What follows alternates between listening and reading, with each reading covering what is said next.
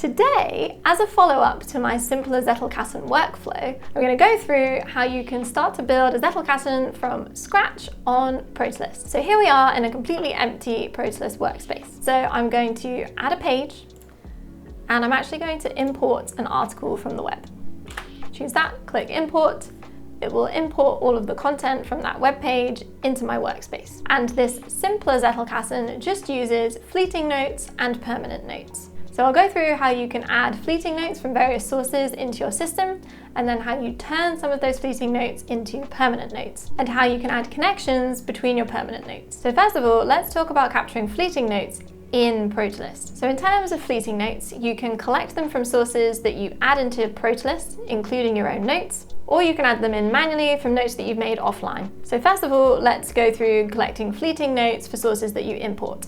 And so once it's imported into your workspace, as you're reading through the note, you can create a fleeting note immediately by highlighting the text and selecting Capture Atom. And so we use the term atom to mean any little tidbit of information, key details, snippets, golden nuggets that you come across in your sources. You highlight them and you save them as an atom. And that lifts them out of the page so that you can view them outside of the source document. And so you can use them in a whole variety of different ways depending on what you want to do with that information. But in a Zettelkasten flow, they act as your fleeting notes. So let me grab a few more fleeting notes.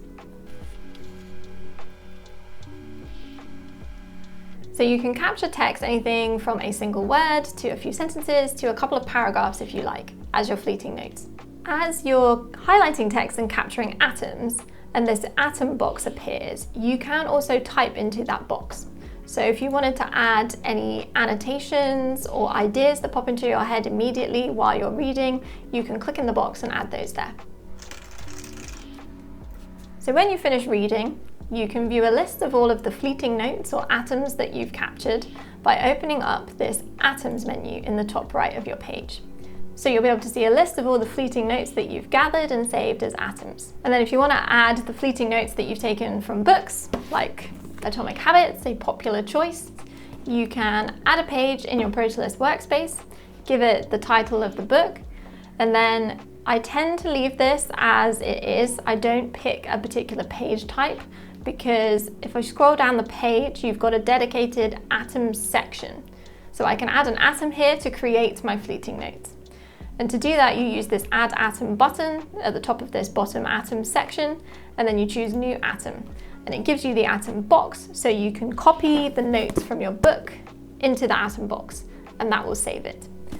And when you're doing this, do filter and decide which of these notes are the best ones. You don't need to commit to translating all of the notes that you've made into your Zettelkasten system. Just pick the best ones. So I'll add a few in now.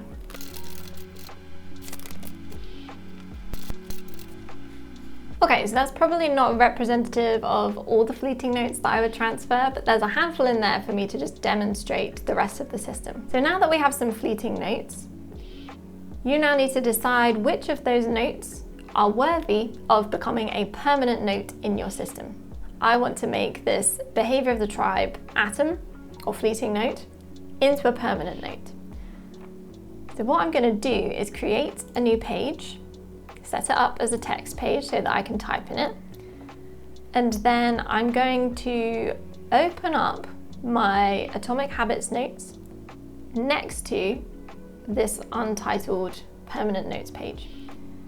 And to do that, I'm going to do Control-click, and then I'm going to drag and drop the atom that I want to turn into a permanent note into this page. So I've got the content of my entire fleeting note in this page. And this means that I will always have a link to the source. Wow, I really can't spell. And then I can give this note a title, and I can add in my own thoughts and ideas, express it in my own words. So that's my first permanent note that I've added into the system. And so let's go back to the article that we captured some fleeting notes from as well. So that's opened on this side of the split screen. We opened up the list of the atoms or fleeting notes that we captured. And if I click on this side of the screen and then choose add a new page, we're going to get a new empty page on this side of the screen. If we set it up as a text editor, we're ready to go and create another permanent note. And so we can review the fleeting notes or atoms that we captured from this source. And as we come across one that we want to turn into a permanent note, we can drag and drop it into the page.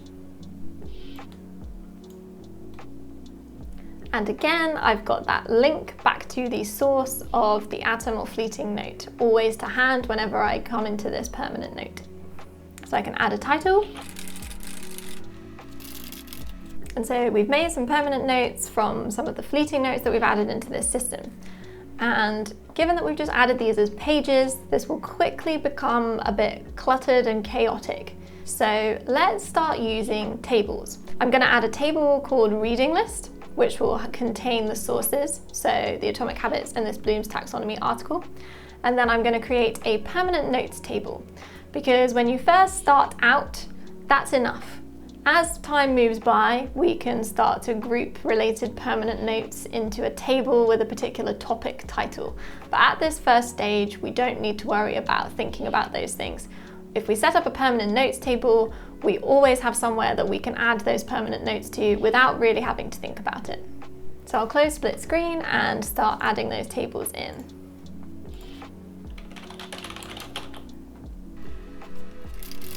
And to move a page to another location, you can click on this 3 dots and select move location. And then this is a permanent note, so we'll move it to permanent notes.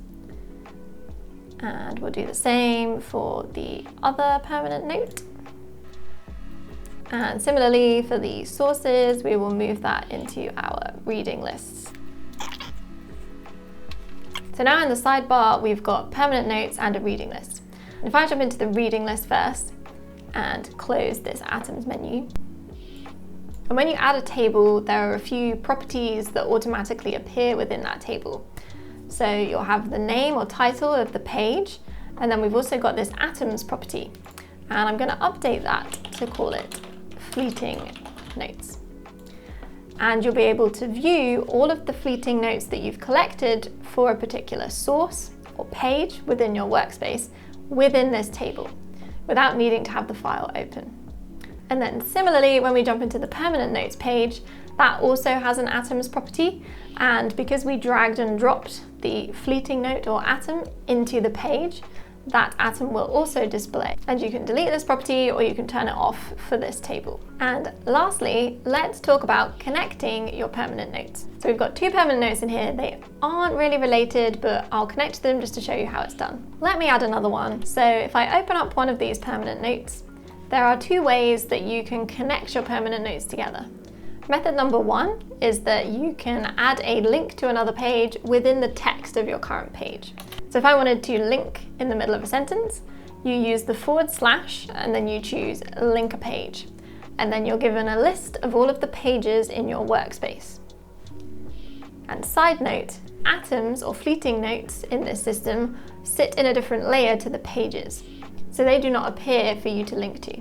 So the only connections that you have available are the pages in your workspace. So you can scroll down to your permanent notes or type out the title of the permanent note if you've got a lot in there, and you can click it and you'll have a link between this note and that other note. The second way that you can link your notes together is through the pages menu. So we talked about the atoms menu displaying the atoms in the current page. If you go to the pages menu, it will show you the relationship of this page to other pages in your workspace.